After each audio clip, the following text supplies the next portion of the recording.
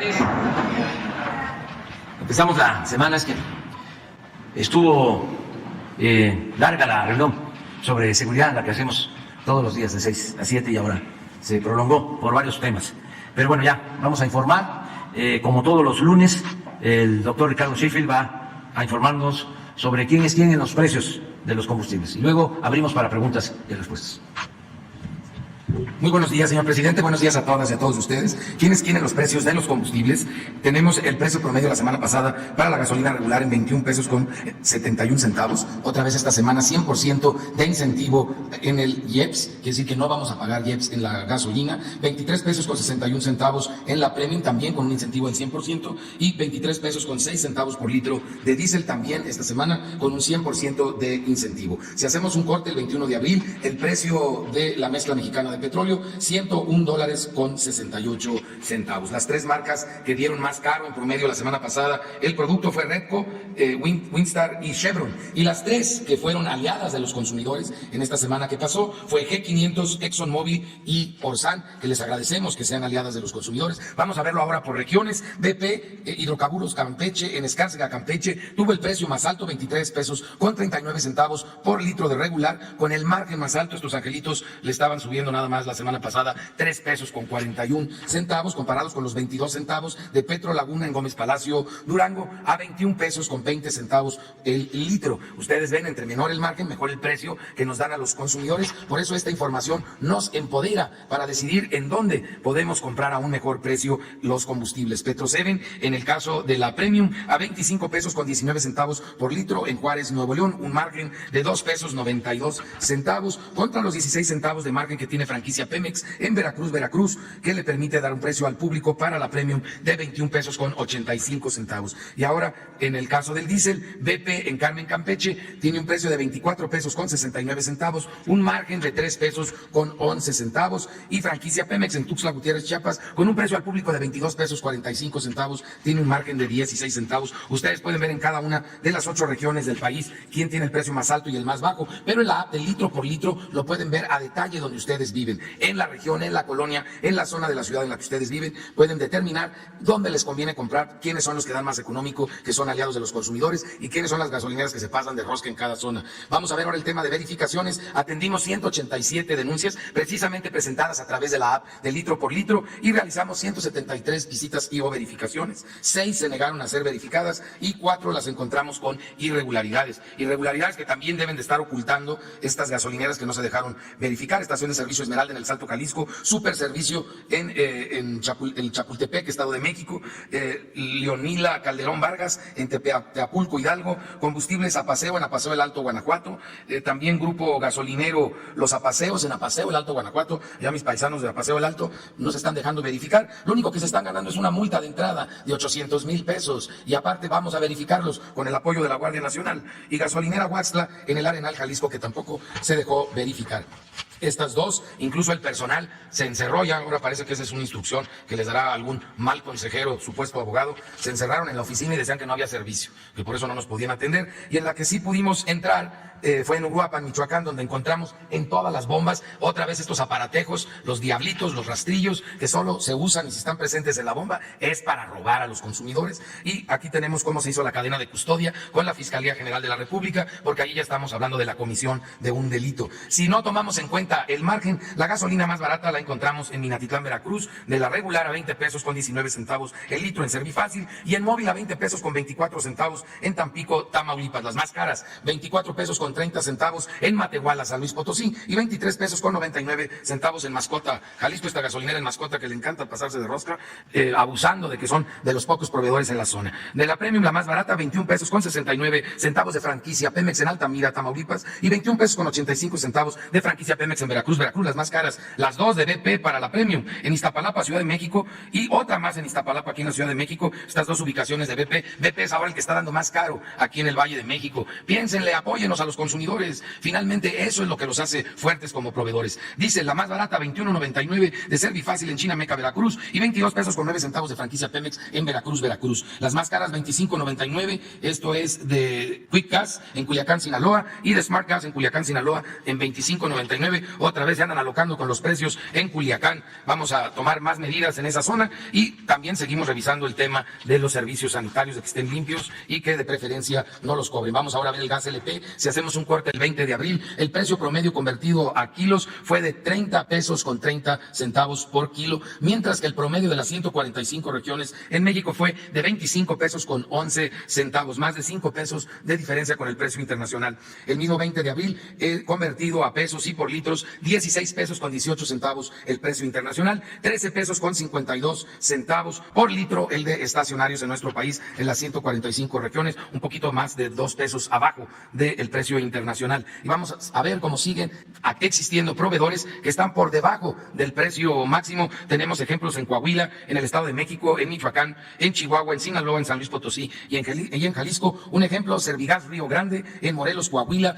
12 pesos con 55 centavos, cuando el precio máximo de la región es de 13 pesos con 46 centavos, prácticamente un peso por debajo. Y también tenemos ejemplos para cilindros de gas, en donde hay casos en el Estado de México, en Oaxaca, en Hidalgo, en Michoacán, en Yucatán, en Guanajuato y en Jalisco. Un ejemplo de ello, GG Gas, en Cocotitlán, Estado de México, el precio al público 23 pesos con 51 centavos, el precio máximo 23 pesos con 69 centavos, unos centavitos de ahorro. Todo cuenta litro por litro, kilo por kilo. Vamos a ver el tema de verificación. Realizamos 816 verificaciones, encontramos solamente 5 casos donde hubo alguna irregularidad menor, por eso fueron inmovilizados 2 vehículos y 3 básculas que estaban descalibradas. Están cumpliéndose al 100% con los precios máximos en todo el país, en las 145 regiones. Y vamos a ver ahora los 21 productos de la canasta básica. Recuerden, son los mismos 21 productos. Estos 21 productos que tuvo algo de presión esta semana fue el jitomate y sigue presionado también el precio del limón. Estamos trabajando por instrucciones del señor presidente en equipo, muchos niveles del gobierno federal, para encontrar una solución a evitar lo que está pasando en todo el mundo de esta gran inflación sobre energéticos y alimentos. En energéticos, como ustedes pueden ver, se ha encontrado una fórmula favorable para el mercado mexicano y ahora hay que encontrarla también para estos 21 productos de la canasta. Por lo pronto, Walmart Express en la Miguel Hidalgo, aquí en la Ciudad de México, fue el más carero, a 1,023 pesos con 25 centavos, cuando este mismo paquete en la central de abastos de Iztapalapa se puede comprar en 813 pesos con 90 centavos, más de 200 pesos de diferencia. Y estamos hablando exactamente de los mismos productos en las mismas cantidades para una familia de 4 personas, que es la promedio en nuestro país. Y nos vamos ahora a la Centro Norte, donde Mercabastos, Mariano Otero en Zapopan, Jalisco, es la opción más cara. Este paquete lo tiene en 1,004 pesos con 35 centavos, comparado con la central de abastos de Durango, que lo tiene en 777 pesos con 40 centavos. Muy bien la central de abastos de Durango, aliados de los consumidores, porque son el precio más barato en todo el país. Y vamos ahora a la región zona norte, y tenemos en Saltillo, República, H-E-B Saltillo, Coahuila, la opción más cara, 1,027 pesos con 5 centavos, y Bodega Aurrerá en Ciudad Juárez, Chihuahua, 842 pesos con 20 centavos. Soriana Hiper en la zona sureste, en Acapulco, Guerrero, lo tiene en 1,026 pesos con 20 centavos, mientras que la central de abastos de Villahermosa, Tabasco, en 841 pesos con 80 centavos. Y luego vemos que aquí ganó Bodega Aurrerá en toda esta zona, en Oaxaca, en Yucatán, en Mérida, en Veracruz, en Tuxtla Gutiérrez, Chiapas, en donde en menos de 100 pesos, comparado con el más barato de central de abastos Villahermosa, Bodega Aurrerá consolidó todos los mejores lugares. Haga lo mismo al grupo Walmart también, aquí en el Valle de México, donde fueron los más careros. Si pueden allá, pueden acá. Hay que empoderarnos con la información para tener las mejores compras. Faltan los videos, ¿sí? Ya se nos estaba pasando. Es viernes 22 de abril y siguen llegando los últimos módulos que se van a colocar en la refinería. Esta semana vamos a recibir más de 10 barcos todavía que vienen con equipos que se colocan inmediatamente en la refinería de Dos Bocas, la refinería Olmeca. Este mes de abril tenemos un alto tráfico marítimo. Esta semana arribaron módulos para las plantas hidrotratadora de naftas e hidrotratadora de diésel, además de que se llevaron a cabo los traslados y montajes en la planta hidrotratadora de gasóleos. Estas actividades corresponden al paquete 3 que coordina la empresa Samsung. De igual manera se llevó a cabo el arribo de la embarcación BBC Kimberly con los generadores eléctricos que se instalarán en el área de cogeneración a cargo de Techin, y se reporta la llegada de 2 reactores hechos en México para la planta recuperadora de azufre. En el área de proceso se instalaron los módulos B y D de la sección de regeneración de catalizador CCR de UOP B en la planta reformadora. En el paquete 1 de ICA-Fluor comienza el montaje de los módulos de la unidad de tratamiento cáustico para la recuperación de gases del proceso de coquización. De igual manera continúan los trabajos de las estructuras tubulares del quemador elevado de la planta combinada. En el área de almacenamiento continúa el trabajo de la construcción de mochetas para soporte de las tuberías en la instalación de las plataformas. En el área administrativa se trabaja en el detallado del puerto de control y se lleva a cabo la pintura de 3 murales en los interiores de edificios por parte de artistas mexicanos. En las actividades de integración se avanza en el tendido de tubería en el acueducto y gasoducto, y en las torres de enfriamiento se trabajan actividades de revestimiento y obra interior. Asimismo se lleva a cabo el equipamiento de diversas subestaciones eléctricas. Continúa el traslado de plantas de ornato desde el vivero hasta las áreas verdes de la refinería. Tren Maya. Reporte de avances. 25 de abril de 2022. En el tramo 1, a la altura de Tenosique, Tabasco, se realiza el armado de estructuras de prelosas y traves que serán utilizados para obras de drenaje transversal, pasos superiores ferroviarios y viaductos. En la fábrica de durmientes, ubicada en el Triunfo Balancán, se construye la vía auxiliar, de donde saldrán materiales y maquinaria para el armado de la nueva vía para el Tren Maya, tales como balasteras, plataformas, bateadoras y estabilizadoras. En el tramo 2, en las inmediaciones del poblado Santa Cruz de Rovira, Champotón, continúa la conformación del terraplén y su tratamiento con cal para darle estabilidad al suelo. En el tramo 3, concluyó en Maxcanú, Yucatán, el acopio de más de 30.000 toneladas de riel para el montaje de las vías férreas. De igual forma, a la altura de Copomá, se llevan a cabo los trabajos para la canalización de tubería eléctrica y de fibra óptica que dará al Tren Maya mejor operatividad, colocándolo entre los más modernos del mundo. En el tramo 4, avanza la construcción del nuevo distribuidor vial del entronque Valladolid. Esta nueva obra permitirá el paso del Tren Maya por la parte inferior, al mismo tiempo que los vehículos podrán cambiar de un flujo de tránsito a otro para llegar a diversos destinos. En los diversos tramos del Tren Maya, los trabajadores han intensificado la construcción con turnos por la noche. Ya son 108.000 los empleos generados en el sureste de México por el proyecto del Tren Maya. El Tren Maya avanza.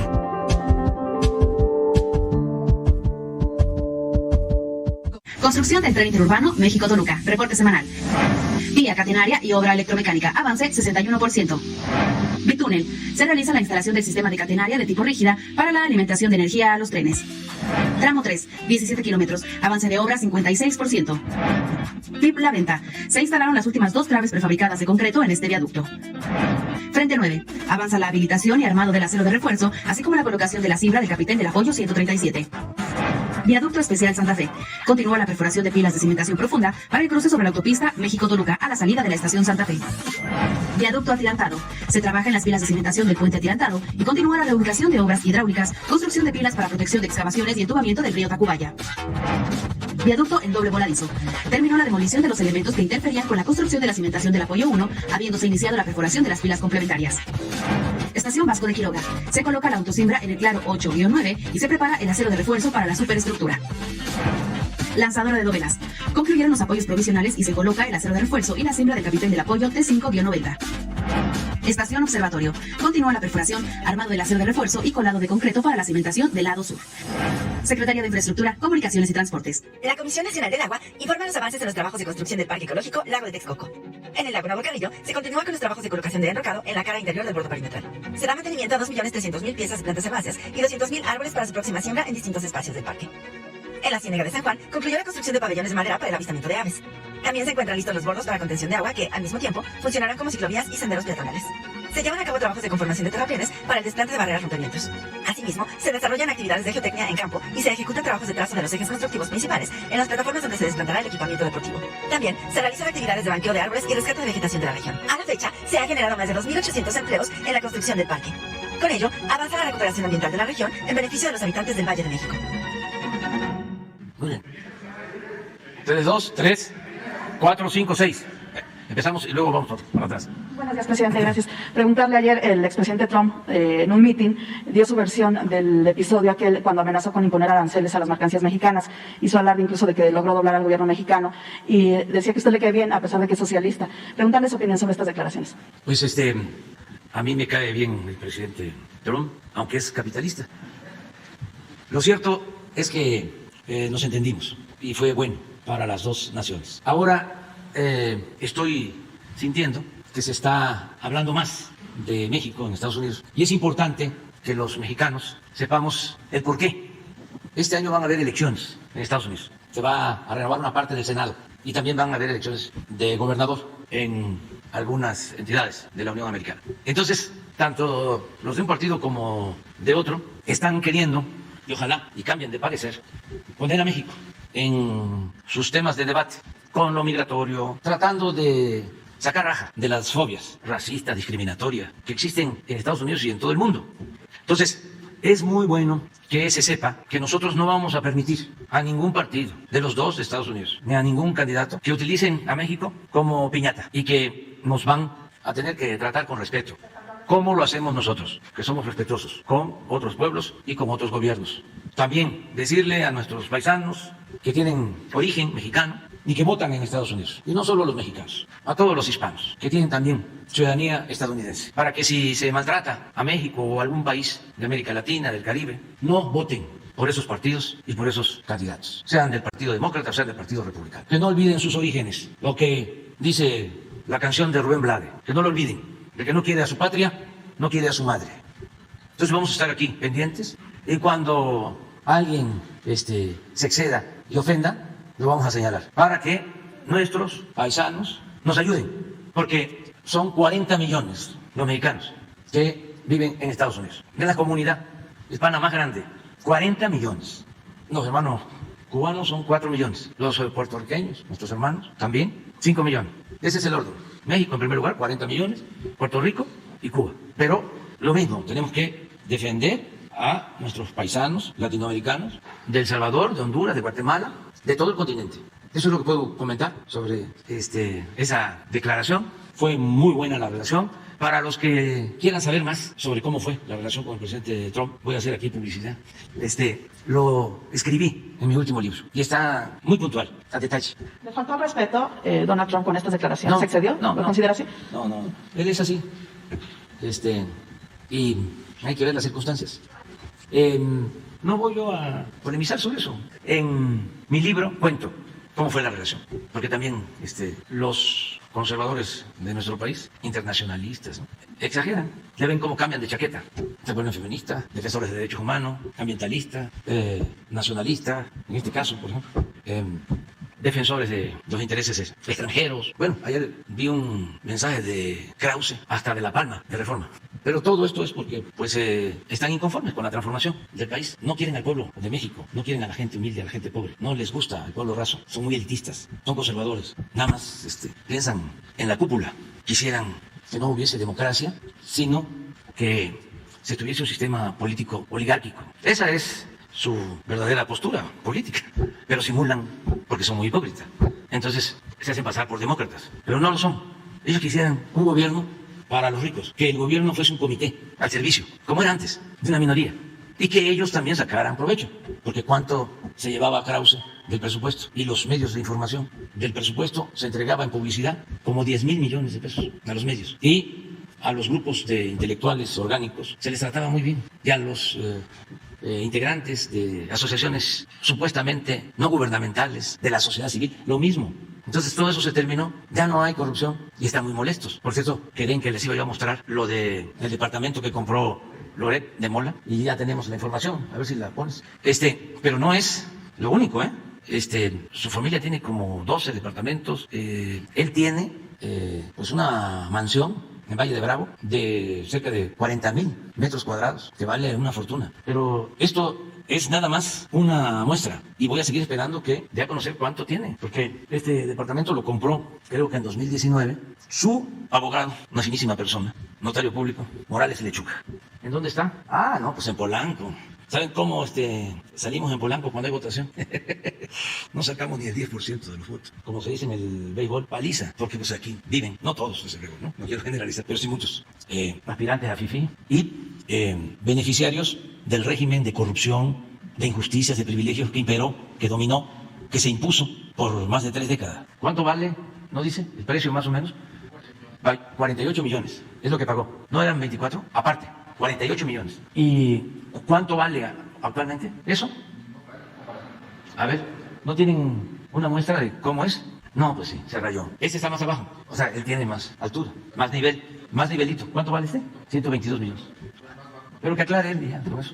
Pero no todos los periodistas son así. La inmensa mayoría viven con muy pocos ingresos. Por eso vamos a apoyar, ya quedamos, a los que no son famosos, a los que no tienen seguridad social, que tienen medios que informan a toda la población en distintos estados, en distintas regiones del país, que no tienen seguridad social y que no tienen tampoco posibilidad de pensionarse para tener atención médica en la vejez. Sobre eso vamos a trabajar y ya quedamos de que vamos a destinar el 25% del presupuesto de publicidad con este propósito. Y vamos a crear el comité con periodistas, mujeres y hombres, que sean los consejeros para que se haga un buen censo, que se definan las reglas, pero sobre todo que se tome en cuenta a los que no tienen seguridad social, porque quienes trabajan en empresas de comunicación pues tienen seguridad social. A lo mejor no todos, pero la mayoría sí tienen seguridad social. Pero hay muchos que trabajan por su cuenta o son medios de periodistas en donde no les alcanza más que para lo elemental. Entonces vamos a trabajar en eso porque no es el propósito generalizar. Yo siempre sostengo que una cosa son los dueños de los medios y estos periodistas famosos que se entienden con los dueños,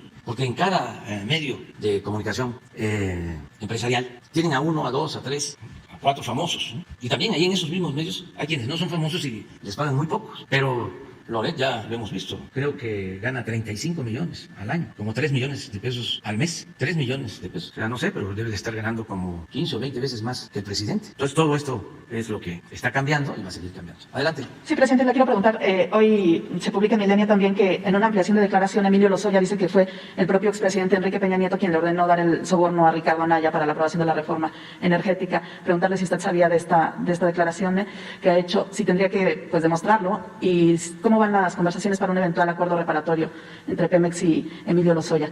Y dos cuestiones solo de agenda y logística.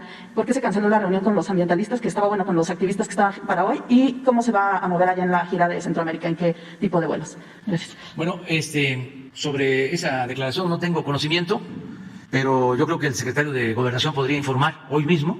Desde luego es un asunto que lleva la Fiscalía y lo mejor sería que la Fiscalía informara, pero le voy a pedir al secretario de Gobernación que busque respetuosamente con la Fiscalía, que es autónoma, que se informe sobre este caso. Si ya se dio a conocer, ¿quién informó? No le publicaba hoy que en la denuncia de Lozoya viene esta declaración. Pero no es un boletín de la Fiscalía, o sea, es una investigación de Milenio. Sí, sería bueno que aclarara la Fiscalía y le voy a pedir al secretario de Gobernación. ¿Tendría que pasar un acuerdo reparatorio con este tipo de declaraciones o tendría que presentar algunas pruebas? El propio Lozoya. Pues es un proceso que está en la Fiscalía y lo importante es que se repare el daño y desde luego el que acusa tiene que probar. Pero nosotros lo que buscamos es que no haya impunidad para nadie y al mismo tiempo no fabricar delitos con propósitos politiqueros, porque ni siquiera se puede decir con propósitos políticos, porque eso es inmoral, el querer perjudicar a alguien con una denuncia, ¿no? Sin elementos, sin pruebas. Nunca lo hemos hecho, sí lo hemos padecido. A nosotros sí nos han juzgado y nos han fabricado delitos. Por eso estamos doblemente comprometidos a no torcer la ley, no usarla como un instrumento para venganzas políticas. Acerca del diálogo, pues resultó de que los que salieron en la televisión, en los medios, rechazaron el diálogo, dijeron que no. ¿Cómo se llama el actor?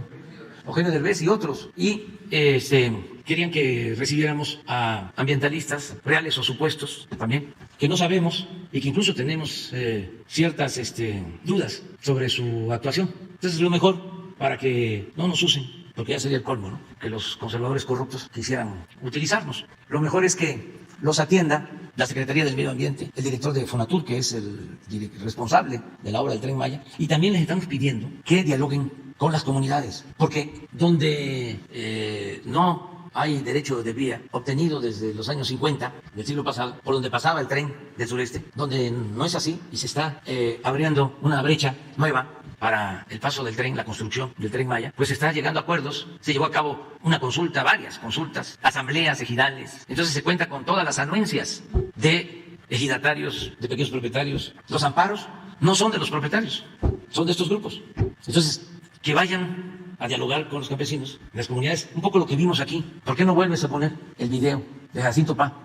Es que es muy importante, porque son como dos mundos, el del pueblo y el de la llamada sociedad civil o sociedad política. Son cosas distintas. Y molesta mucho el que no se quiera tomar en cuenta al pueblo, o se le considere ignorante, manipulable, cuando hay una gran sabiduría en nuestro pueblo. Saben perfectamente bien lo que les conviene y lo que no les conviene. No son ciudadanos imaginarios. Arriba puede haber desconocimiento de las cosas, abajo no. La gente está muy clara, muy despierta, muy avispada. Entonces molesta mucho esa actitud de los que se creen de la élite, expertos, hasta los mismos científicos. No pueden negar el conocimiento que tienen los campesinos sobre la tierra, sobre el medio ambiente, sobre la flora, sobre la fauna, son conocimientos que han heredado de generación en generación. Miren esto, esta es la respuesta, pero en todos los ejidos. Por lo que no se trata de un problema social o ambiental, es un problema político o politiquero. Los cenotes, pues le damos mucho aprecio, valor, porque son dados por la naturaleza, no son fabricados. Entonces lo cuidamos. Aquí nacimos, aquí andamos y somos parte de la naturaleza. La obra del Tren Maya se van a hacer alejados de los cenotes, van a estar en las áreas elevadas. No va a pasar acá. Aquí de los cenotes donde está el famoso cenote Dos Ojos, Parque Dos Ojos, va a pasar como a unos 3 kilómetros más hacia atrás, donde sin duda no nos va a afectar. Lejos de donde nosotros estamos, donde va a pasar el tren, no va a pasar encima de los cenotes para que nos dañe. Tenemos elegido que son cenotes muy importantes. El primero es cenote Jaguar, segundo cenote Nicteje, el tercero que es Dos Ojos, cuarto es cenote Pic, y otros dos que se llaman Los Monos y Misterio. Entonces el trazo quedó atrás de esos cenotes. Porque mientras avanzamos más hacia atrás, el grosor de la tierra se va haciendo más grande. Es el área más rocosa, el área más alta de nuestro ejido y que no está cerca de los cenotes. Hemos notado que las dependencias hacen los estudios del suelo, hacen los estudios de la flora y fauna del lugar, están haciendo los estudios de la selva, del medio ambiente, y no hay tal ecocidio como se dice. Hay muchos que sacaron esa versión también por que no les convenía. Tanto inversionistas como gente que realmente estaba cuidando sus intereses. Políticos, gente de dinero, ¿no? Ambientalistas que nos contratan, algunos políticos y todo eso, para dar un mal informe. Es que ellos no están en el lugar, no viven en el lugar. Tanto artistas, inversionistas, les gusta el chisme. Pues los artistas, ellos es diferente del mundo de ellos. Ellos critican sin saber que nosotros, los pobres, los campesinos, vamos a obtener beneficios de los proyectos de gobierno. Es solamente una publicidad engañosa. Y aprovechando de que son gente de gran talla, que tienen muchos admiradores, hagan creer lo que ellos dicen. Y la verdad, aquí es otra. A la gente, al país y a todo el mundo de que pues se entere de que aquí pues fue un acuerdo con todos los ejidatarios. Tenemos aquí en el ejido gente con mucha preparación, ingenieros, arquitectos, abogados, y la gente del campo, que es la gente que se adentra más en él, y llegamos a un estudio y un análisis de ver hacia dónde podría sí ser viable y que no nos afectaba, y que está a kilómetros retirado del área natural, de las áreas naturales que son los cenotes. Hemos caminado nosotros con los compañeros 9 kilómetros. Desde Ciudad Chemullín hasta donde se pretende que va a llegar la estación del tren.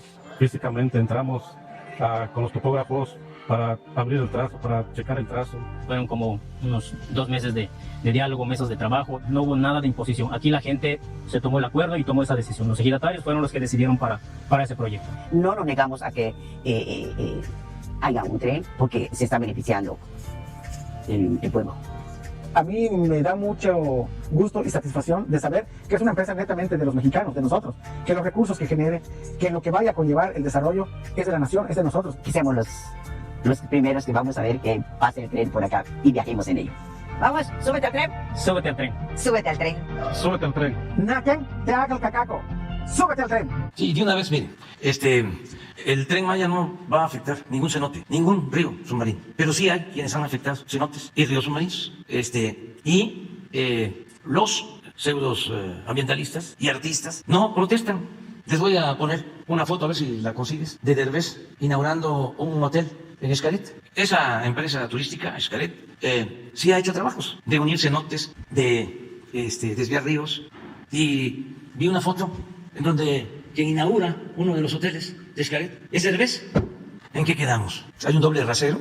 Nosotros tenemos un compromiso con la gente, con el pueblo, de no cometer injusticias, de no destruir el territorio, de cuidar el medio ambiente. Y es una convicción, no es una pose. Llevamos años luchando por eso. A ver si está. Ahí está, mire. ¿Y no tienes más fotos? A ver. Que se ponen tímidos aquí. Es que ya hay que hacer cada vez más pública la vida pública. ¿Qué caracterizaba el régimen de corrupción anterior? El silencio, el control de la información. La gente no se enteraba porque la oligarquía tenía el control de los medios de comunicación. Y no salía nada en la tele, ni en la radio, ni en los periódicos. Pero a ver si no tienes fotografías del nuevo desarrollo de Xcaret en Valladolid, sobre cenotes precisamente. Entonces basta de la hipocresía. No, se está trabajando, creo que hay una parte en donde sí se ordenó una suspensión, pero es solo una parte. Y ya hemos enfrentado este asunto, lo he dicho muchas veces. Los conservadores no quisieran que nos fuese bien, pero imagínense la gente, 105,000 trabajadores. Es como si paráramos la refinería de Dos Bocas. Están trabajando hoy 38,000 obreros. Nunca se había invertido tanto en el sureste, inversión federal, en beneficio del pueblo. Nunca le había llegado tanto apoyo a la gente humilde, a la gente pobre. ¿Qué sucedía? Pues solo se beneficiaban unos cuantos, una minoría rapaz, y esos son los que ahora están inconformes. Pero además, no solo es porque ya no tienen beneficios económicos, sino porque se sienten ofendidos por la política de darle preferencia a los pobres, al pueblo, porque en la mentalidad de muchos, el pueblo es pobre porque no trabaja, porque es flojo. Esa es la mentalidad porfirista y desde luego falsa. Este es el caso de los migrantes. Donde hay oportunidades, salen adelante. Miren lo que envían, 55,000 millones de dólares. Nuestro pueblo no es flojo, nuestro pueblo es muy trabajador. Pero en la mentalidad conservadora, de hacendados de la época de Porfirio Díaz, de hacendados esclavistas, eso es lo que prevalece. O de caciques que maltratan a la gente humilde. Por eso no me extraña lo que declaró una candidata del PRI, de Hidalgo. No me extraña de que hay que quitar las pensiones a los adultos mayores. Fue sincera, porque también cuando se estableció de que iba a convertirse en un derecho constitucional la pensión a los adultos mayores, todos los de PAN votaron en contra. Pero no me extraña, porque para ellos eso es populismo, paternalismo. Dice la señora, hay que quitar las pensiones y hay que destinar ese dinero a las carreteras. Pues eso era lo que hacían antes, nada más que no los destinaban a las carreteras, se robaban el dinero. Y ahora cada adulto mayor tiene su apoyo, pero contra eso es que estamos luchando, contra esa mentalidad caciquil. Nada más que la gente ya está muy avispada. Ahora fui el fin de semana a Veracruz y a la Huasteca Potosina y es, como digo, otro mundo. La gente sí sabe bien del porqué de la transformación. Bueno, la otra pregunta que me hiciste, ¿no encontraste las fotos de lo que están haciendo con autorización desde el sexenio pasado? Esto es cerca de Chichén Itzá. Sí, por Valladolid. Es unir abajo, cenotes. Esto es Xcaret. ¿No hay más fotos? ¿Hay video? ¿También? Es que esto ayuda mucho, ¿no?, a aclarar las cosas. ¿Esta es la capilla? Esto es abajo y se van a llenar de agua. Ya. Ahora está detenido, está clausurado, y tenemos que revisar. ¿Mande? Más de estos, ¿sí? Sobre tu pregunta del viaje a Centroamérica, es un programa que iniciamos en Puebla, en la conmemoración del Día de la Batalla de Puebla, el día 5 de mayo, por la mañana. Son 2 actos, estamos procurando que podamos estar en los 2. Es una representación de lo que fue la Batalla de Puebla, que está a cargo de la Secretaría de Defensa, que se va a llevar a cabo en Puebla. Y luego el desfile que hacen todos los años, bueno, que no se había hecho por la pandemia, pero ahora se va a hacer. El gobernador está organizando y nosotros vamos a estar también, es posible, al inicio del desfile, porque nos tenemos que trasladar al aeropuerto. Salimos ese día a las 2 de la tarde a Guatemala en un avión de línea comercial, 2:30, pero tenemos que ir al acto y tenemos que llegar al aeropuerto. De Guatemala a El Salvador sí vamos a usar un avión de la Fuerza Aérea. Lo mismo de El Salvador a Honduras, de Honduras a Belice y de Belice a Cuba. Y estamos viendo ya el regreso en línea comercial de Cuba a México. Pero eso es. Gracias. Buenos días, presidente. Hans Salazar, de Noticiero en Redes. Continuando con el tema sobre el Tren Maya y el diálogo, que ya se aclaró que no hubo el encuentro por la negativa de algunos artistas que lo expresaron abiertamente en plataformas. En Reporteros MX se trabajó en esa plataforma una investigación. Concretamente se señala en esta campaña que fue coordinada buscando a los artistas y elaboración de este spot a Gemma Santana. Gemma Santana fue funcionaria, servidora pública del gobierno federal, responsable de la Agenda 2030. E incluso se le señala que dentro del propio gobierno, a las sombras, tenía una campaña contra el propio AIFA, el aeropuerto que ya fue inaugurado. Ahora, pues ella misma ha reconocido que está involucrada en esto, en la narrativa en contra de este tramo 5, que fue la responsable incluso de producir este spot y que tiene relación con Alfonso Romo, que fue jefe de oficina de la presidencia. Ella, incluso hace no mucho, se casó con el ex vocero de Ernesto Zedillo, el presidente, y su hermano es Bernardo Santana, pieza importante del Movimiento Ciudadano. Todo esto le relato y le explico, fue parte de esta investigación, y preguntarle de este tipo de deslealtades en todo caso, o que van en contra de las propias obras importantes del gobierno, si usted estaba de conocimiento de esto. No, pero también somos libres y cada quien tiene que asumir su responsabilidad. Yo soy más partidario del ejercicio pleno de la libertad de expresión, de manifestación, de garantizar el derecho a disentir. Lo que no les gusta a nuestros adversarios, y por eso hablan de que somos autoritarios, es que antes no había réplica. Ellos tenían acaparado el micrófono y todavía tienen el control de la mayoría de los medios de información. Ya les he hablado de cuando uno escucha la radio en la Ciudad de México, porque tampoco es así en todo el país. Pero aquí las llamadas cadenas de radio, todos los programas de noticias, en contra de nosotros. Hagan el ejercicio. Si van en un automóvil o en un transporte público y le piden al chofer que le vaya cambiando a los noticieros. Y todos en contra, día y noche. Sin embargo, ahora se cuenta con las benditas redes sociales. Aún con toda la manipulación que existe también en este medio, pues es indudable de que hay más posibilidad de comunicarnos. Cualquier ciudadano puede subir su mensaje. Antes no había eso. Era la televisión, era la radio, eran los periódicos. Ya lo dijeron en la televisión, ya lo dijeron en la radio. Aquí está en el periódico. Pues así dominaban. Ahora no. Ahora se tiene la posibilidad de subir un Twitter, Face sobre todo, que es más popular. Y hay también muchos medios independientes. Y la gente ya tiene también otras formas de comunicación. Como ya hay más conciencia política, hay millones de mexicanos, mujeres y hombres, que son medios de comunicación y se corre la voz.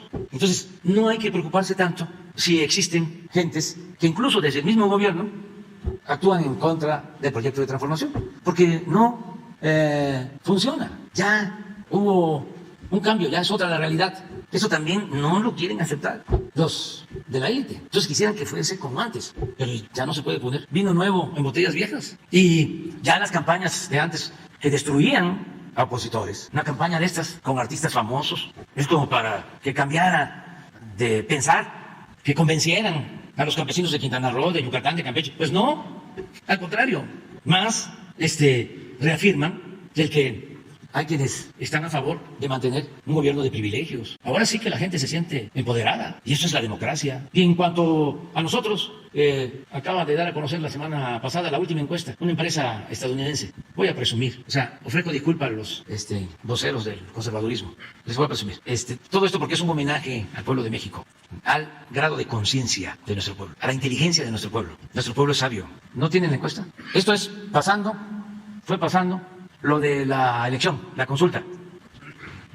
Nada más, algunos. Presidente Biden, 40. El presidente Bolsonaro, 39. El presidente de Japón, 44. Acaba de ganar. El presidente Macron, ya lo felicité. Y felicité sobre todo al pueblo francés, porque puse en mi red social de que el pueblo francés se volvió a poner cera en los oídos para no escuchar el canto de las sirenas. Y optó por su legado histórico, político, que significan 3 palabras, 3 términos, 3 conceptos. Libertad, igualdad, fraternidad. Entonces, aquí está el presidente Macron y aquí está el presidente Pedro Sánchez, España. Y mira, aquí estamos nosotros. 71% de aprobación, 7 indecisos y 22 en contra. Hay un fenómeno que es Modi. Aquí está, presidente de la India, 77. Este señor gobierna a 1.200 millones de personas.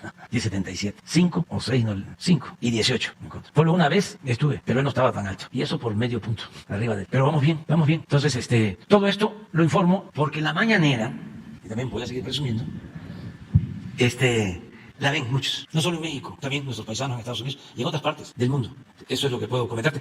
De modo que no hay ningún problema, cada quien debe de asumir su responsabilidad y transparentar todo lo que podamos. Por eso lo del señor Loret de Mola, porque que no digan que no hay relación con lo público. Claro que sí, su financiamiento tiene que ver con empresas públicas y con gobiernos. Y es dinero del presupuesto, es dinero del pueblo y todo hay que transparentarlo. Incluso cuando hay dinero de procedencia ilícita en medios, se tiene que transparentar. El que nada debe, nada teme. Gracias, presidente. Segundo tema, quiero presentarle varios casos, pero me voy a enfocar en uno para no ampliar demasiado el tiempo.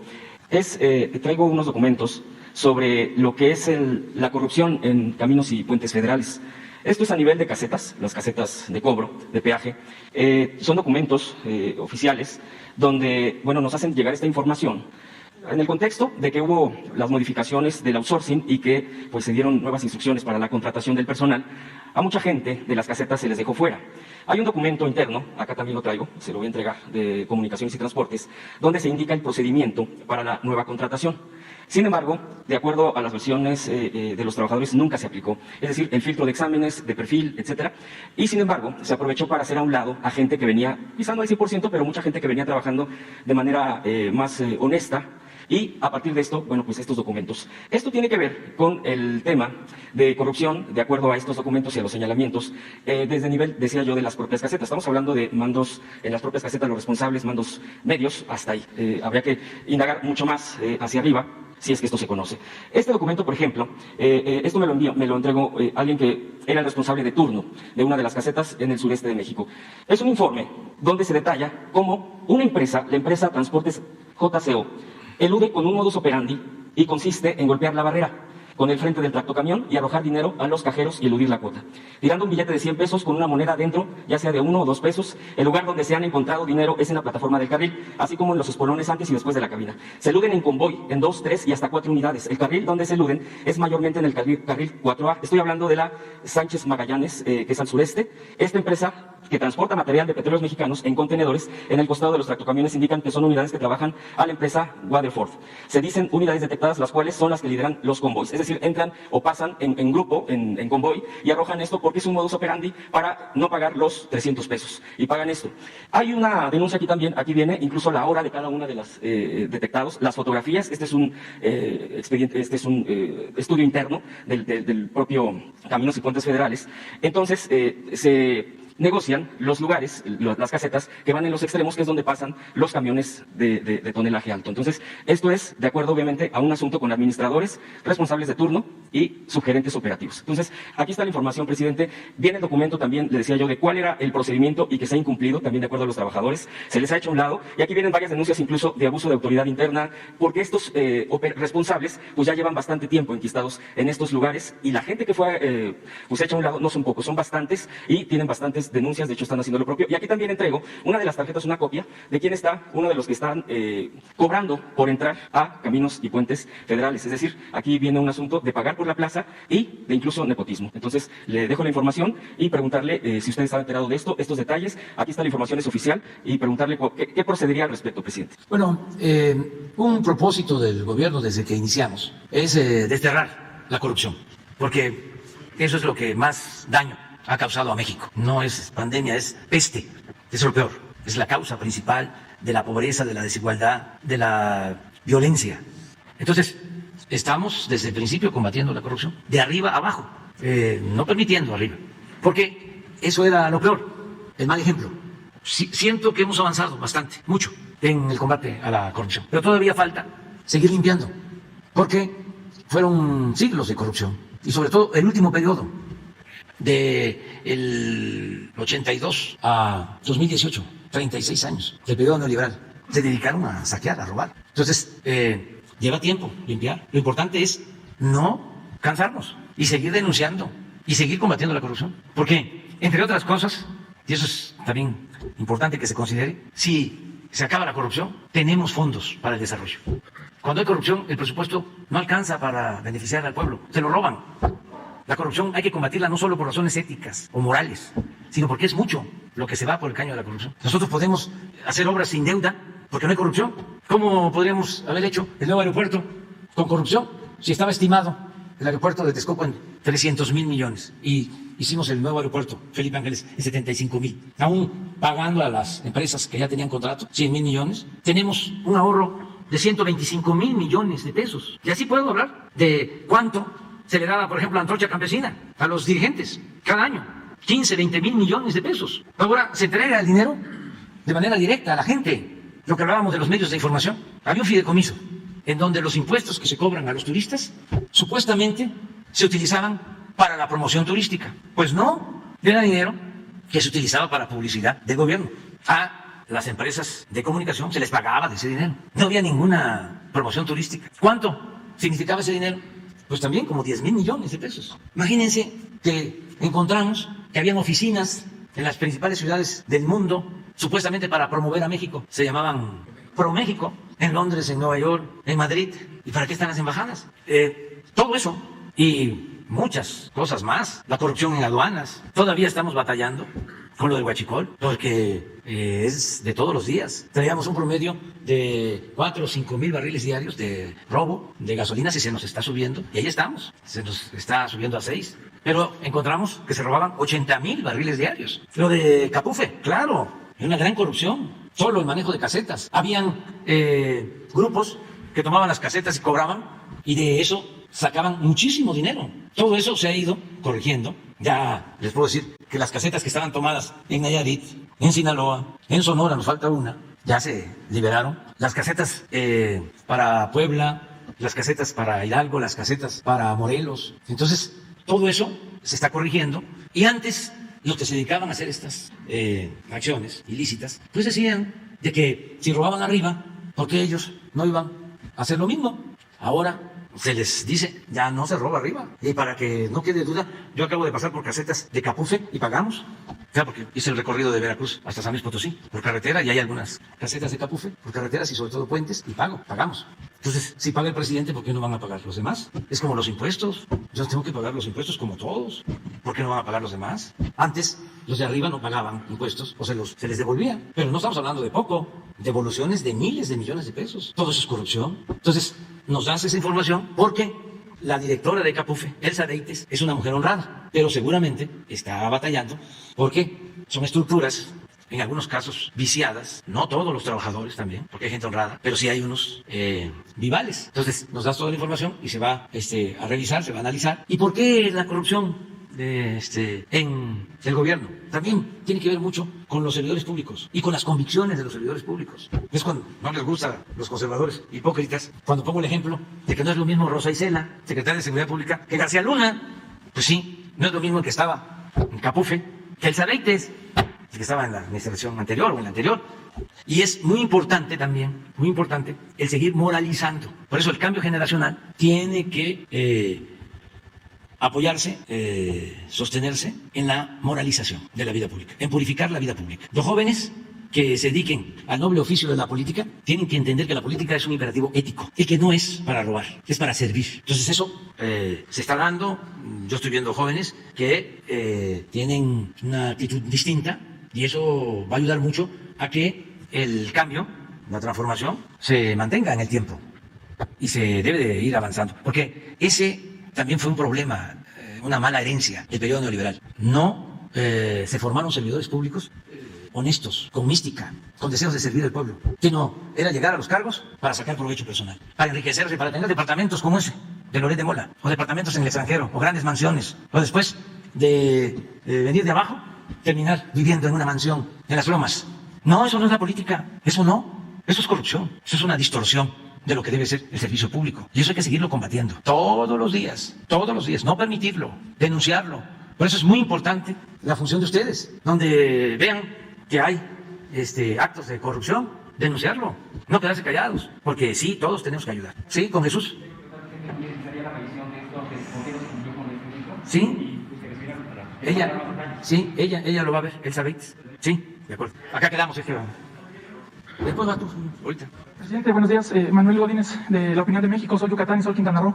En la edición pasada de La Opinión documentamos que durante 2010 el gobierno del expresidente Felipe Calderón Hinojosa, a través de Fonatur, entregó contratos por adjudicación directa de por lo menos 178 millones de pesos a José Chapur Saúl, presidente de Grupo Palace Resort. Este empresario hotelero es uno de los ambientalistas altruistas que denunciamos hace 15 días y el cual aporta dinero a los que están en la campaña de oposición del Tren Maya. ¿Cómo se llama? José Chapur Saúl, de Grupo Palace Resort. ¿Y dónde tiene su empresa? En Quintana Roo. La Riviera Maya. Bueno, por esto le pregunto qué opinión tiene sobre la posición de estos hoteleros que se oponen al Tren Maya, que ahora ya no son beneficiados con contratos de obra, que además hasta la fecha continúan gozando de impunidad, pues ninguno de los contratos que recibieron en ese sexenio han tenido resultados tangibles, no existen las obras, no se ejerció nada, incluso algunos no eran direcciones inexistentes donde se supone que harían las obras. Pues es que se dedicaban a saquear, a robar, y había impunidad, y ahora no hay impunidad para nadie. Y esto pues tiene que ir cambiando, y no importa que se enojen, que se vayan a robar más lejos, pero cuando digo más lejos es en otro planeta. Ya se acabó la robadera, tienen que aprender a dejar de robar, ya no es lo mismo, y aplica para todos, presidentes municipales, gobernadores, presidente de la República, todos los servidores públicos y traficantes de influencia y empresarios vinculados al poder que no pagaban impuestos y que abusaban. Ya no, vamos a tener una sociedad mejor y vamos a dejar las bases para la transformación. Y a todos nos conviene. Es que molestaba a la gente en los estados ver cómo de la noche a la mañana se enriquecían. Ahora que estuve en Veracruz, una de las cosas que me dio gusto es de que Cuitláhuac García Jiménez, gobernador de Veracruz, no ha cambiado, ha resistido las tentaciones del poder y no ha cambiado en lo fundamental, pero tampoco ha cambiado en su manera de ser, porque el poder es una tremenda tentación, atonta a los inteligentes y a los tontos los vuelve locos. Entonces veo a Cuitláhuac no solo que no está robando, como sucedía antes, mi estado de Veracruz, porque soy choco jarocho, saqueado, puro gobernador, mediocre y ladrón, con residencias, ranchos, yates, departamentos en el extranjero. Pues no, ya no es así. Eso es el fondo, pero la forma. Allá anda Cuitláhuac solo, no lo he visto transformarse con otro ropaje, humilde, entendiendo de que el poder es humildad. Hasta se deben de extrañar que ya no hay los enguayaberados. Ya leguas no se veía que eran políticos. Ya no. Entonces eso me da mucho gusto. Y así mucha gente, les repito, los jóvenes. Entonces todo esto de Quintana Roo y de los estados, pues tiene que ir cambiando, va a tener que ir cambiando poco a poco, y por eso es la reacción, por eso se les conoce a estos grupos como reaccionarios, porque cuando hay un movimiento de transformación, pues hay una reacción, y cuando se aglutinan, se agrupan todos los opositores, pues se les conoce como reaccionarios, que es lo que está pasando actualmente, ¿no? Pero es para bien del país y tenemos que seguir adelante. Por último, también documentamos que los integrantes de Greenpeace, cuando hacen las reuniones de, digamos que en contra del Tren Maya, se hospedan en el complejo hotelero Mayacoba de Quintana Roo, donde acuden, aparte de hospedarse, a jugar golf con todos los, con los empresarios que están financiando la oposición al Tren Maya. Hay necesidad de hacer una revisión a fondo de organismos mundiales. Lo fui a decir a la ONU sobre el manejo de las llamadas organizaciones no gubernamentales, de la llamada sociedad civil, de muchísimos organismos supuestamente para la protección de los derechos humanos, porque es una constelación de organizaciones financiadas por grandes empresas, por gobiernos extranjeros, incluso por la misma ONU, que hacen muy poco realmente en beneficio del pueblo o en beneficio de los pueblos. Pero un funcionario de la ONU que tiene que ver con medio ambiente, que tiene que ver con derechos humanos, debe estar ganando 200, 300 mil pesos mensuales. Y la mayoría conservadores. Son organismos que con el tiempo fueron tomados por los que se sienten dueños del mundo. Por eso hace falta un análisis profundo y terminar con mitos y hablar con la verdad, hacer a un lado la simulación. Fíjense eso de Greenpeace, que se hospeden en un hotel porque jueguen golf, un hotel de lujo, si es de los más costosos cierto de que estás tú sosteniendo. ¿Cómo se llama el hotel? Complejo hotelero Mayacoba. Mayacoba, Quintana Roo. ¿Y cuánto cuesta la noche ahí? La tengo en los periódicos, pero... ¿Cuánto? 20,000 pesos la noche. Sí, pues sufren mucho.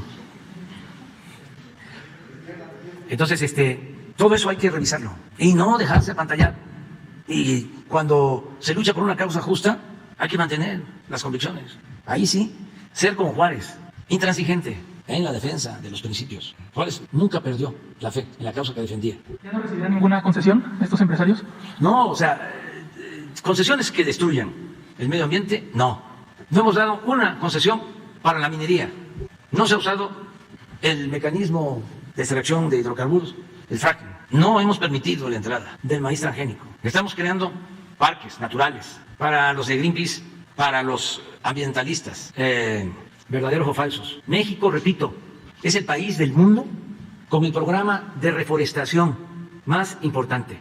No hay en el mundo un país que destine 1.400 millones de dólares al año para reforestar. Ninguno. Por eso tenemos autoridad moral. Por eso no tenemos nada de qué avergonzarnos. Y vamos a continuar. Adelante. Gracias. Bueno, a ver, compañero, espera. Me ando cayendo. Buenos días, señor presidente. Muchas gracias. Julio Mar Gómez, informando la transformación, denunciando la corrupción de la Agencia de Medios Digitales del Pacífico, reportero urbano 911 Noticias. Presidentes, a principio del 2018, el exalcalde de Nuevo Laredo, Carlos Cantú Rosa, ordenó a su tío nombre Rodolfo Cantú organizar y ejecutar el asesinato del periodista Carlos Domínguez de Nuevo Laredo, Tamaulipas. Así relatan los medios de comunicación de Tamaulipas y así lo aseguran también la familia del periodista. El crimen del comunicador descubrir el esquema utilizado por este político para desviar casi 1,000 millones de pesos del erario público de Nuevo Laredo, a empresas fantasmas. El crimen se ejecutó el 13 de enero del 2018. Carlos Canturrosa había amarrado ser el próximo candidato de Morena a la presidencia municipal de Nuevo Laredo para las elecciones de junio de ese año. Se sabe que él quería aparecer en la boleta electoral junto a usted, señor presidente. El triunfo del político hoy morenista parecía imparable y nadie en Tamaulipas negaba que pese a su crimen volvería a ser presidente municipal de Nuevo Laredo. Porque todos en Nuevo Laredo sabían que él fue quien ordenó asesinar a un comunicador. El latrocinio a las arcas de Nuevo Laredo cometido en el 2013 al 2016 parecía un tema muerto y enterrado, al igual que el periodista al que había ordenado asesinar. Era el 23 de marzo del 2018 y en dos operativos simultáneos, uno en Zacatecas y en otro en Nuevo Laredo, la Fiscalía General de la República y la Fiscalía de Tamaulipas ejecutaban 6 órdenes de aprehensión contra probables asesinos materiales, el cointelectual, Rodolfo, el tío y los cómplices. La Fiscalía Estatal iba por Carlos Canturrosa, pero este huyó rápidamente a Laredo, Texas, debido a una filtración de información. 6 días después, el 29 de marzo del 2018, Morena hizo oficial a Canturrosa como candidato a la presidencia de Nuevo Laredo. Era imposible creer, pues pese a estar prófugo y estar huyendo de su responsabilidad en un homicidio, era igualmente candidato de Morena. Usted lo respaldó menos de una semana después de visitar Nuevo Laredo, como parte de su campaña por la presidencia de la República, hasta que a mediados de abril se destapó la información que le costó la vida al periodista Carlos Domínguez. La empresa de Canturrosa y esquema de desvío de recursos públicos llegaron a un medio de comunicación nacional a la que se difundió ampliamente. Hora después de la divulgación de la información de la empresa fantasma por las que mandó matar a un periodista, Morena le retiró la candidatura a Canturrosa. Actualmente, el exalcalde fronterizo lleva 4 años prófugo de la justicia por los cargos de asesinar al periodista Carlos Domínguez, que se han sumado los delitos relacionados por desfalco a las arcas públicas de Nuevo Laredo, y cuenta con 3 órdenes de aprehensión y una ficha roja de la Interpol vigente hasta el día de hoy. Pero parece que Canturrosa tiene un as bajo la manga, pues se le pudo ver en los últimos meses compartir fotografías en sus redes sociales junto a Américo Villarreal, el candidato de Morena al gobierno de Tamaulipas. Y se sabe, según fuentes, que ya negoció impunidad en todos los cargos que tiene pendientes a cambio de operar a favor de su candidatura. Y todo parece ser que ganar a este candidato podría ser el próximo secretario de gobierno de Tamaulipas. Imagínese, presidente, el próximo secretario de Tamaulipas podría ser un asesino de periodistas. Y además desfalcó por casi 1,000 millones de pesos a la ciudadanía que le brindó su confianza para ser alcalde en el 2013. Todo por apoyar hoy a que un candidato Morena para ser gobernador. Para cumplir con el acuerdo, su hermana Carmen Lilia Canturrosa, alcaldesa de Nuevo Laredo, puso a la disposición del candidato morenista todos los recursos económicos y humanos con los que cuenta la ciudad para favorecerlo en las próximas elecciones que se celebrarán el 5 de junio. De ganar a Américo Villarreal la gobernatura del estado, Carlos Canturrosa es un asesino y ladrón comprobado que lleva 4 años huyendo de la justicia mexicana. Volverá a Tamaulipas, donde la impunidad morenista lo recibirá con los brazos abiertos y con el segundo cargo más importante del estado. Presidente, ¿se vale que los candidatos de Morena realicen este tipo de acuerdos con delincuentes de este nivel de peligrosidad que tienen cuentas pendientes con la justicia por asesinar a un periodista y desfalcar desproporcionadamente el erario público? ¿No se supone que ya no eran iguales, presidente? Para terminar, imagínense el terror y la impotencia de la familia del periodista que deben de estar pasando por este momento al ver este tipo de situaciones y que puede regresar impune a Tamaulipas después de sus crímenes. ¿Cuál es su punto de vista respecto a esto, señor? Pues es algo parecido a lo que decía yo sobre lo que está sucediendo en Estados Unidos. Como hay elecciones, es lo mismo lo que tú estás planteando. Como hay elecciones, pues están atacándose. Pero la gente de Tamaulipas, afortunadamente, está muy despierta, muy consciente. Entonces, no se puede utilizar un caso así en vísperas de una elección sin dejar de sospechar de que se trata de un asunto politiquero, de atacar al candidato de Morena, como este caso, y beneficiar pues al otro candidato. Entonces, si no hay pruebas, no se pueden hacer estas denuncias, porque así como tú estás planteando las cosas, yo también las planteé en su momento, pero en sentido opuesto. Yo defendí a este señor Cantú porque consideré que le fabricaron el delito, precisamente en una campaña política.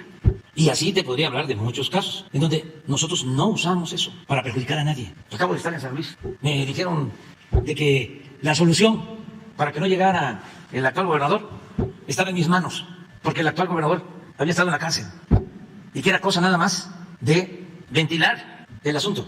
Claro que el que me lo pidió, lo que quería era que ganara su candidato. Obvio. Nada más que pues yo ya no me estoy chupando el dedo. Pero además tengo principios. Entonces, lo mismo. Conocí la otra versión de que 6 años antes, en efecto, lo habían metido a la cárcel al actual gobernador porque lo eliminaron como candidato. Y así otros candidatos que incluso no tienen que ver con nuestro movimiento. Vinieron a decirme que había una relación del actual gobernador de Nuevo León, lo mismo, con una banda de delincuentes. Y que había una persona dispuesta a declarar, pero que lo que quería era que yo lo respaldara y que así ya no podía ser candidato. Y dije, no, vayan con la fiscalía. Así era antes. Entonces, tú tienes todo el derecho de expresarte, de manifestarte. Ya lo hiciste. Hay que dejarle al pueblo Sí, suponía, presidente, que por ahí iba a ser su respuesta. Sin embargo, esto no es que lo estoy expresando yo. Soy interlocutor de la familia Domínguez. Entonces, ese es el mensaje que usted le está emitiendo a la familia Domínguez.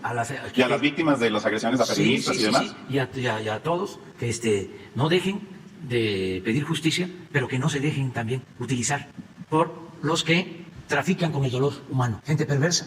Por eso, ya manifestaste con todo tu derecho y decirle a los familiares que no dejen de luchar para que se esclarezcan los hechos, se castiguen a los responsables, pero que al mismo tiempo no sean utilizados por sopilotes en temporadas electorales.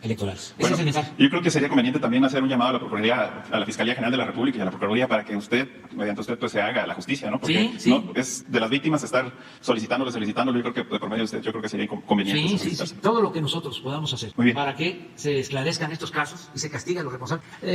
Lo que queremos es hacer realidad el cero impunidad.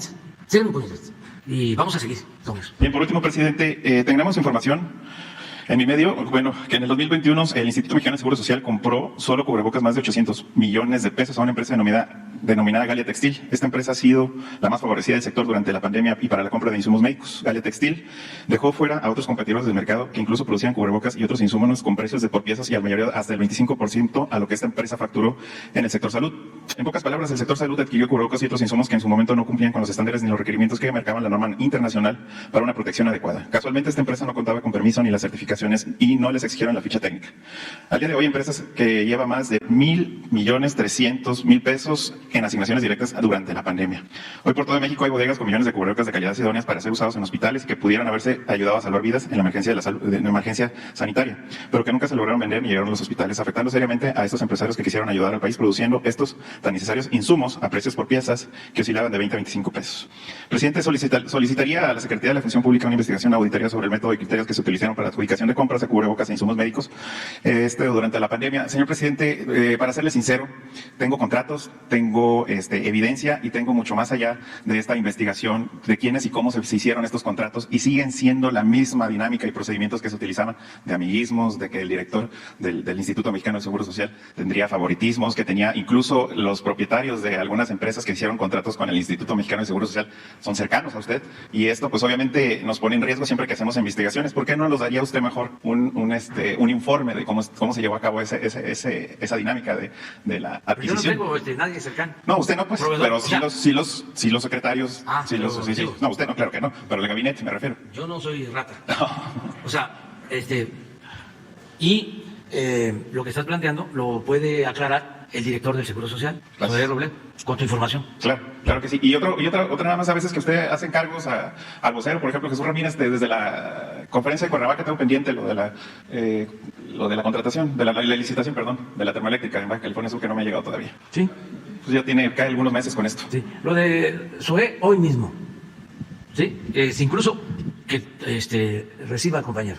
Lo recibo. Y lo otro también hay que darle celeridad. Muy bien. Ya, ¿no? Quedan ustedes los tres. Mañana. Pero es que ellos esperaron.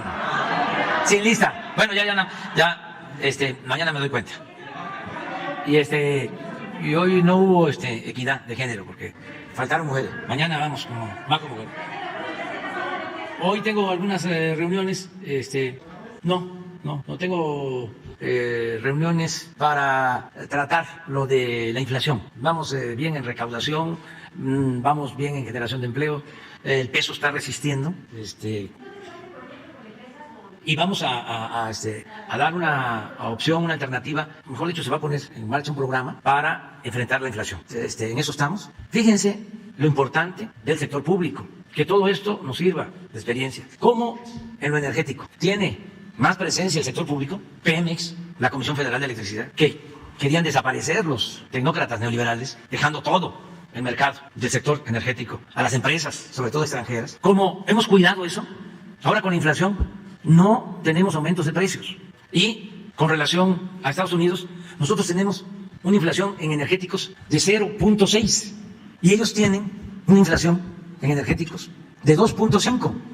Bueno, se quejaba el presidente Biden, con razón, de que sí está arriba el precio del crudo, pero que no se justificaba que aumentara tanto en Estados Unidos el precio de las gasolinas, porque los intermediarios, como son puras empresas particulares, abusaban. Una empresa pública no tiene como objetivo, como propósito, el lucro. sino el bienestar del pueblo. Entonces, era de verdad una locura el querer desaparecer al Estado en el desarrollo y dejar todo al mercado. Es un ejemplo. Bueno, ¿en dónde tenemos menos control? El sector público, en alimentos. Y ahí es donde tenemos que actuar. Desde luego, buscando acuerdos con productores. Aprovecho para decirle a los productores del campo, pequeños productores, que ya estamos entregando apoyos y que hay que sembrar, hay que producir. Ningún país puede salir adelante si no produce. Y en estos momentos es fundamental sembrar maíz, sembrar frijol, sembrar arroz, no depender. Así como debemos de ser autosuficientes en energéticos, tenemos que ser autosuficientes en alimentos. Y eso es lo que estamos tratando ahora, fortalecer la producción y dar facilidades para que haya libre mercado, que no haya aranceles y que podamos adquirir lo que nos convenga en el extranjero, sobre todo productos de la canasta básica. En eso está ahora mi preocupación y desde luego mi ocupación, en el control de la inflación, porque eso daña mucho, eso afecta la economía popular. Estamos en eso, yo creo que en una semana más ya presentamos el plan. Hemos avanzado bastante, estamos hablando con empresarios, con productores, pero el llamado es, vamos a producir, vamos a sembrar. Ahora que es el tiempo, ya con las primeras lluvias, a sembrar. Y todo lo que hagamos, aunque sean pequeñas parcelas, para tener el maíz, para tener el frijol, para tener los alimentos básicos, ayuda mucho, porque es un desajuste mundial que se produjo o se precipitó con la pandemia y luego se agravó con la guerra, porque ahí hubo una falla en eso. Se debió apostar más a la política que se inventó para evitar la guerra, no a la confrontación y a las sanciones, y todo eso desquicia, eso no ayuda. Y todavía es tiempo de que haya diálogo para normalizar las relaciones económicas, comerciales en el mundo, porque no es que se esté afectando solo a Europa, no, es mundial, Asia, todo. Entonces se tiene que buscar un acuerdo para que se garantice la paz y que no se afecte la economía, porque es afectar a los pueblos. Nosotros nos vamos a proteger aquí, ya estamos trabajando en eso y vamos a procurar tener inflación baja con relación a otros países.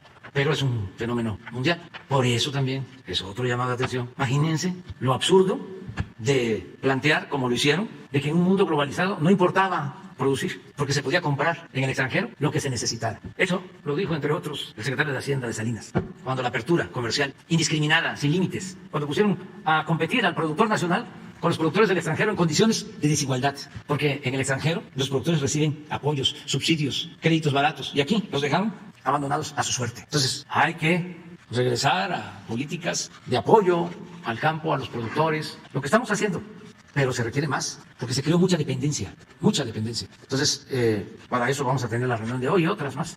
Nos vemos mañana.